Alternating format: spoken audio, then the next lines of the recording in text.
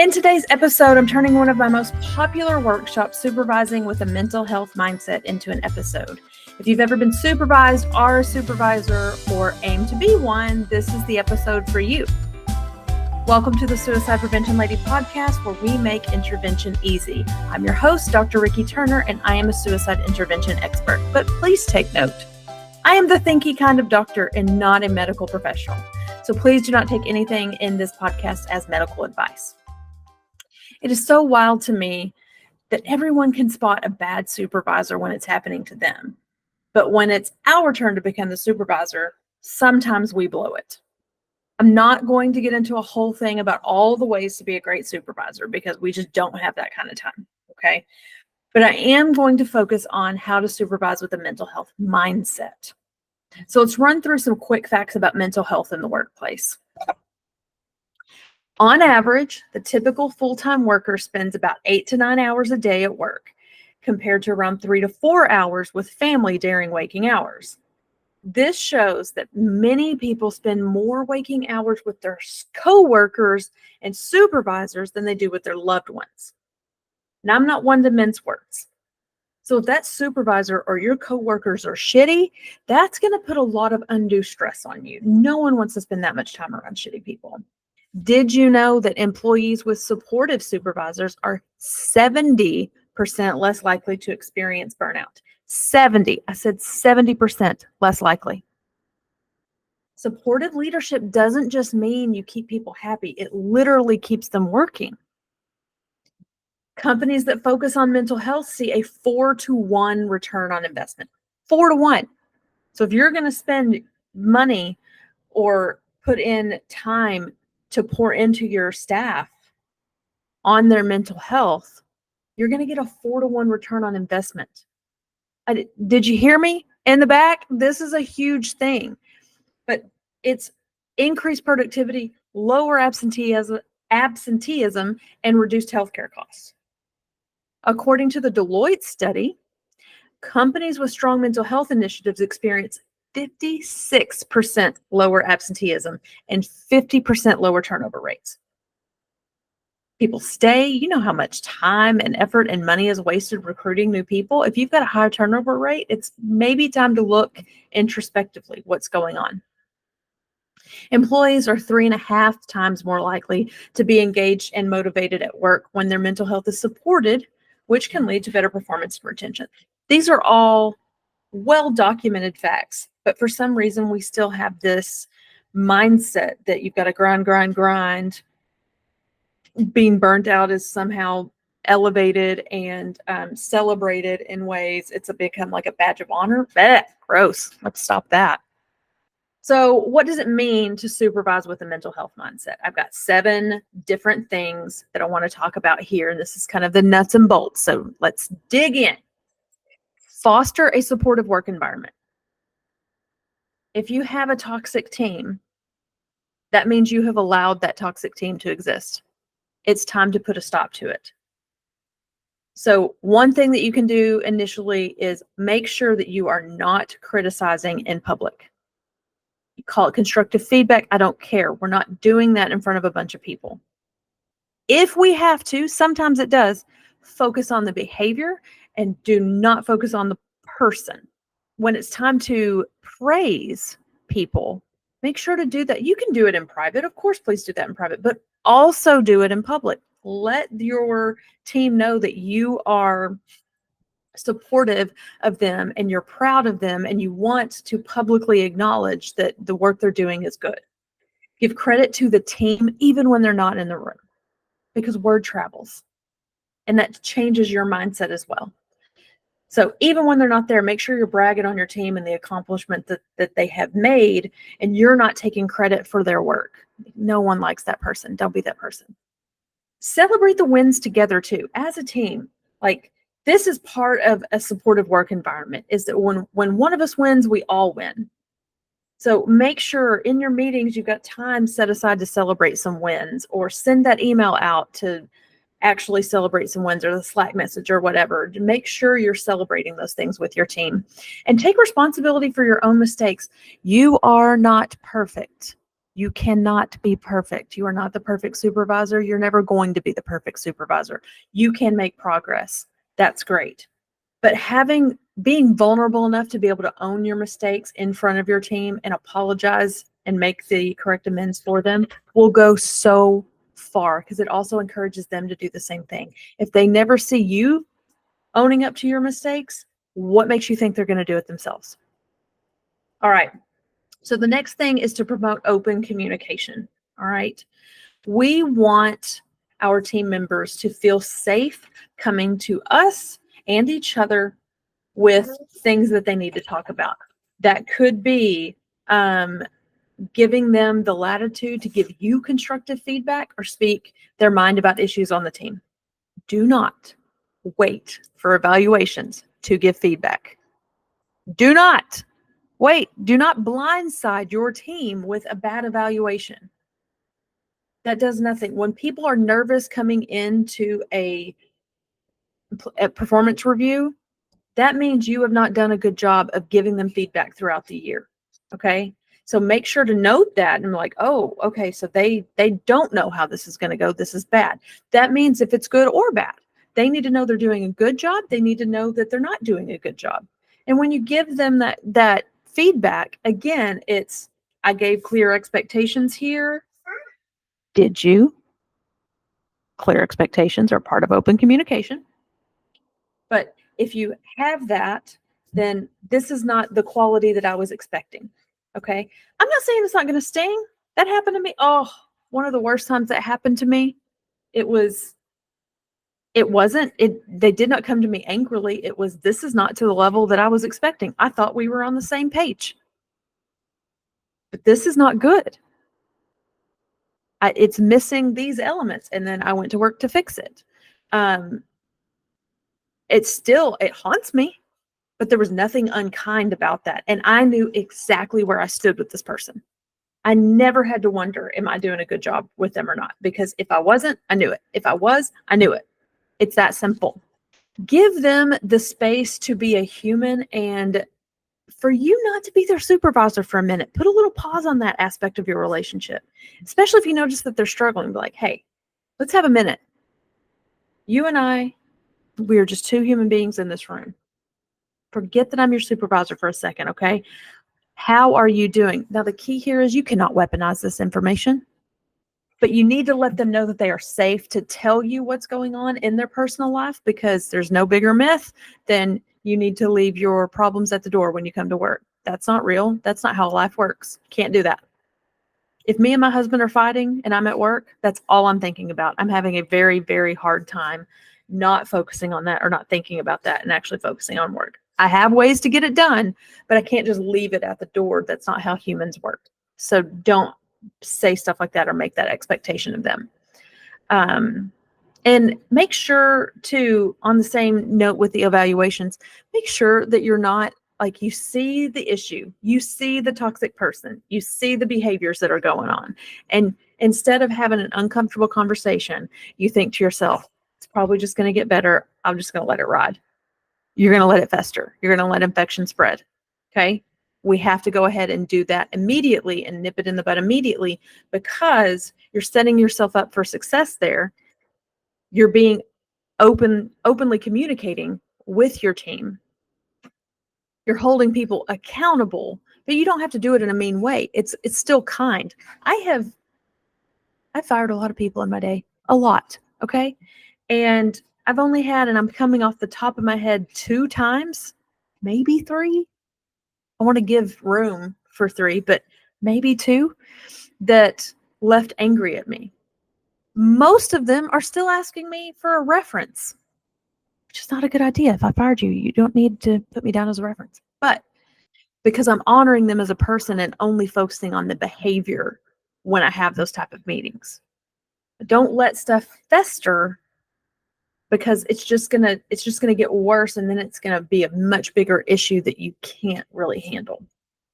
All right. Third aspect of this, raise awareness and educate.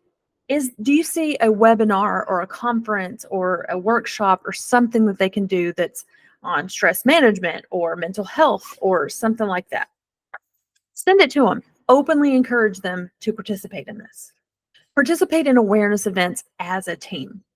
It not only shows them that this is something you value, but it also like initiates some team cohesion, and it augments the fact that you say that you value these things, but when you guys go and do the things, I don't know, it gives that environment to them. It gives them that double verification. Actions speak louder than words. It's not just performative. This is something that you actually value.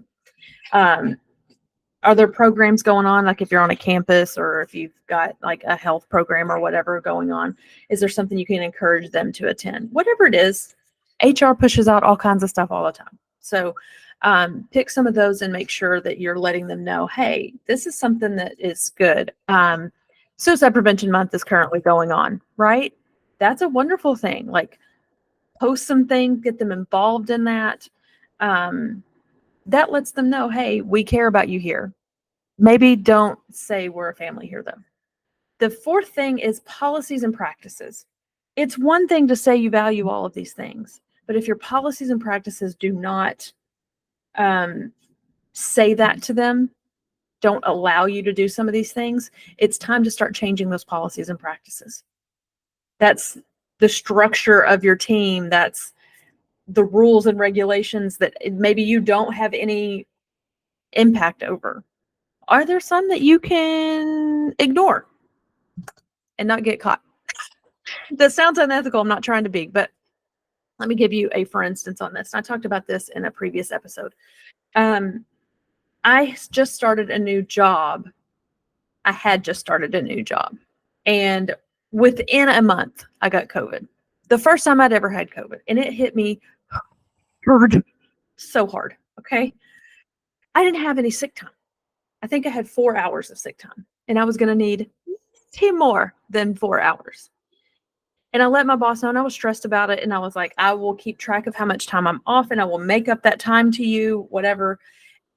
And she said, I know I'm supposed to care about that, but our policies and procedures definitely say your supervisors need to care about how much time their team are taking. She said, but I just don't. Please just get better. And then when you're better, we'll work out the rest of it.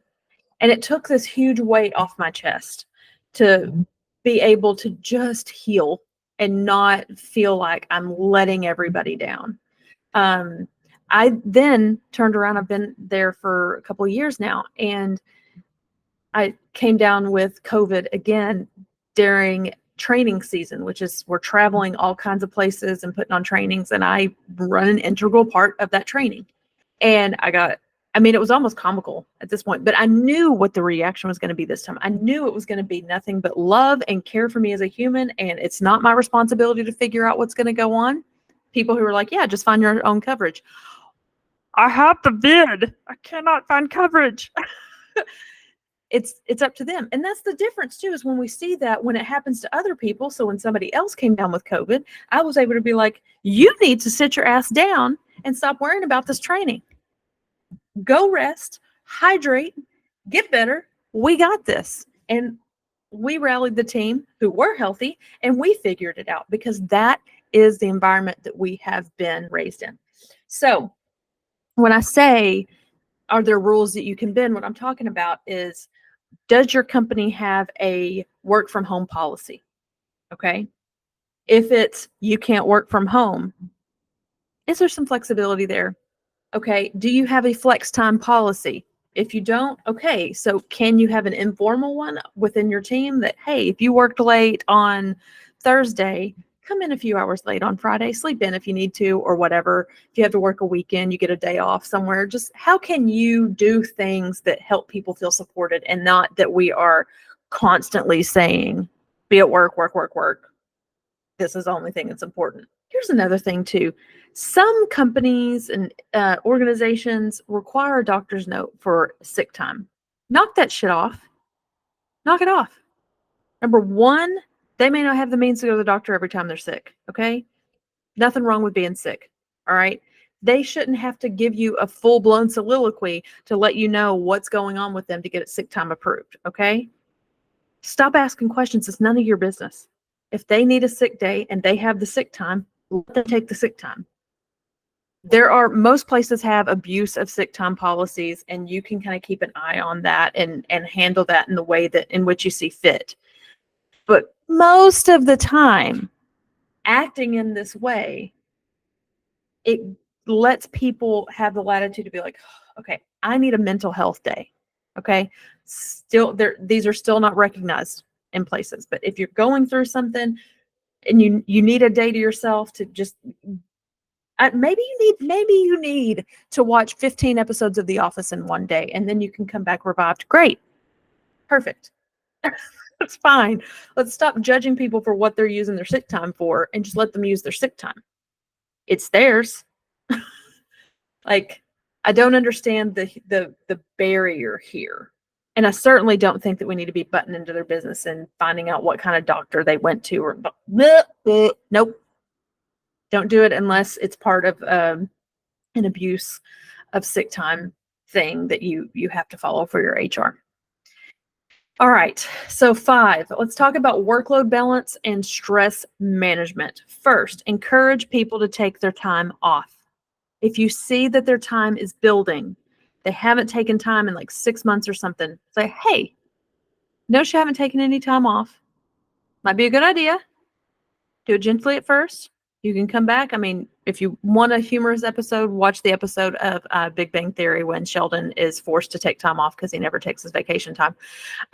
It's just a humorous take on it. But there's lots of people who never take a vacation, or they don't take any time off. They feel like the world will crumble, that the company cannot go on without them at work. And they feel this undue responsibility, so they work themselves to the bone and they never take their time off. Don't let that shit happen on your watch. You're in charge of that. Also, and I've alluded to this already, can we stop glorifying burnout? Stop it. It's not a badge of honor. Working 70-hour weeks, living on caffeine, it doesn't make you a hero. It makes you tired, okay? And it makes you age faster, and you're probably delirious, okay? What you're saying probably doesn't make no sense. Take some time. Your workplace will survive if you or your employees actually take breaks, okay? And in the same manner, I still battle this. A lot of days I work from home, and sometimes my little ADHD brain, it just squirrels off, and I can't get it back, and I need a change of scenery in order to do that. Encourage them to take breaks during the day. Go for a walk. Go get out in the sunshine.